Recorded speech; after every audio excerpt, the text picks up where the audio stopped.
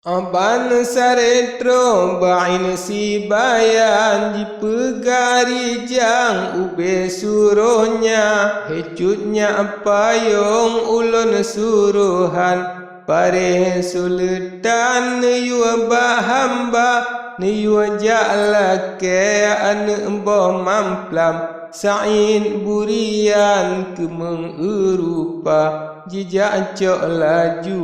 oleh si bayan jijuk liri jang jibale lanja otro bak pare jijuk lelegat dengan ajimat sajan serta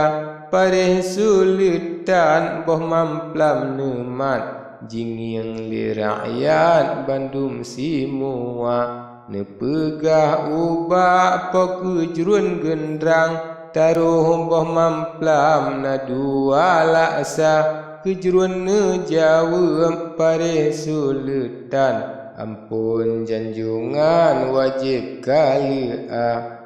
di Asia gampung katro di gedung rian dalam tung kakenan jiba segala urang habe menghimpun taruh mekongkong mekeba-keba kemahangan taruh kacukup simpan pare sultan netren le sigra ne baca doa lake bak Tuhan bijeh boh mamplam laju ne pula ne bongan wafa surat ajimat serta ingat akan syekhuna niba aulia yang nak keramat lake selamat bekna puamara nerahum jaro pare sultan bijeh boh mamplam laju ne pula hanji tem timoh ane mamplam nyan dua le macam megisa-gisa na dua legan pula sabe mamplam hanale timoh banyangka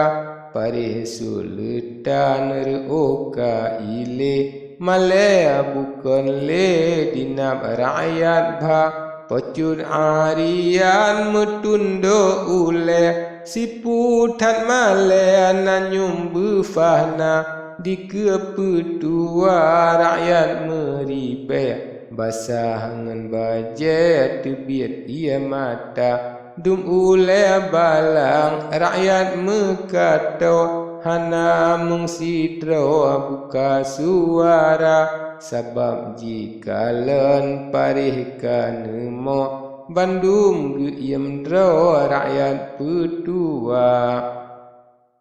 Anak tersian teleni banyan pare sultan buka suara hitengku sain talolon tuan tengku kamenang mete melaba temaji seon sain burian hepolon tuan ada jemala gebaya taruh le kejrun gendrang sain burian kapenoh pinta uraka seput bandum kagewo hana mengsidro yang naguranta sabab temakut kerajaan nanggro sayang jiupro ke urang dua pare sultan dengan arian dua urang nyan pige walanja di pare nuwa uba